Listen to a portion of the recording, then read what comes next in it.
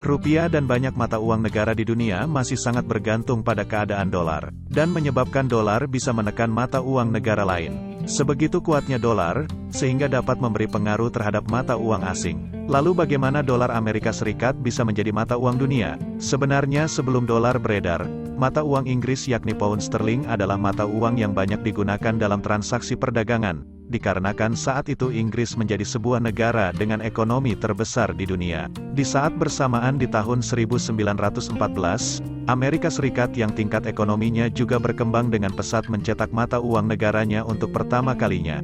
Mata uang tersebut adalah dolar. Hal ini dilakukan setelah Bank Sentral Amerika Serikat, Federal Reserve atau The Fed dibentuk. The Fed dibentuk karena sistem mata uang di negara Amerika Serikat yang tidak stabil akibat uang di negara tersebut masih diterbitkan oleh bank-bank yang dimiliki oleh pihak swasta.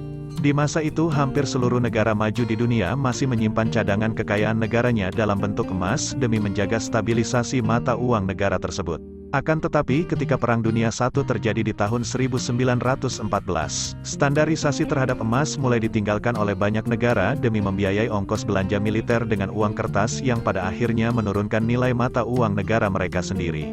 Negara Inggris pun awalnya sangat mempertahankan standar emas untuk mengamankan posisi mereka sebagai pemegang mata uang terbaik di dunia kala itu. Selama 3 tahun perang, pertahanan tersebut seketika runtuh.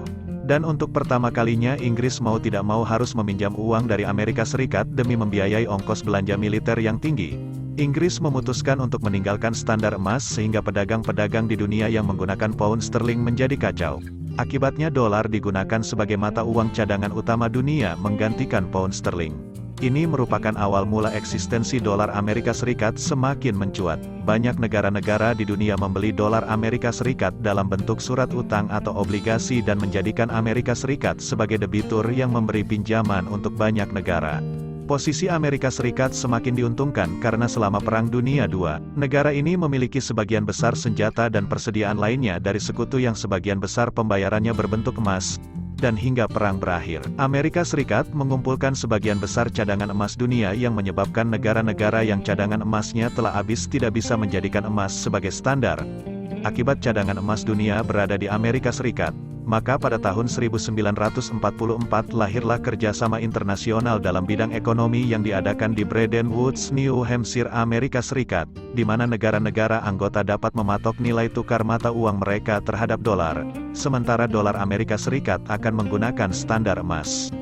44 negara sekutu termasuk Inggris sepakat untuk mematok uang mereka dengan dolar membeli obligasi pemerintah Amerika Serikat yang dianggap sebagai cara aman untuk menyimpan uang. Obligasi pemerintah adalah surat utang berjangka pendek atau panjang yang diterbitkan oleh pemerintah. Obligasi merupakan salah satu instrumen investasi. Pembeli investasi akan mendapat keuntungan bunga atau disebut dengan kupon. Sama seperti obligasi yang diterbitkan oleh perusahaan, obligasi pemerintah juga memiliki waktu jatuh tempo. Saat jangka waktunya habis atau jatuh tempo, maka pemerintah sebagai pihak penerbit obligasi wajib melunasi pokok pinjaman utang pada investor atau para pembeli obligasinya.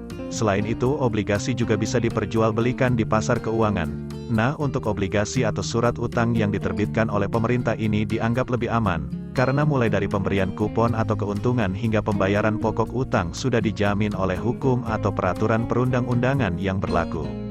Selanjutnya pada tahun 1976, Perjanjian Bretton Woods bubar akibat dari hantaman resesi ekonomi dunia yang sangat parah.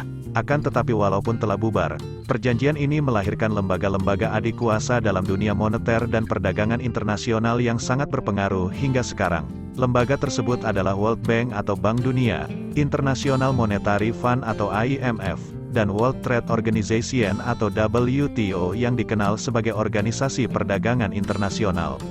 Dikutip dari Investopedia hingga bulan Juni tahun 2022, lebih dari 65 negara mematok mata uang mereka terhadap dolar Amerika Serikat sementara 5 wilayah Amerika Serikat dan 11 negara asing menggunakannya sebagai mata uang pertukaran resmi mereka. Kesimpulannya, meskipun ada beberapa mata uang yang juga sudah diakui sebagai mata uang internasional seperti Euro, Pound Sterling, Yen, dan Yuan, tetap saja hingga sekarang dolar masih mendominasi.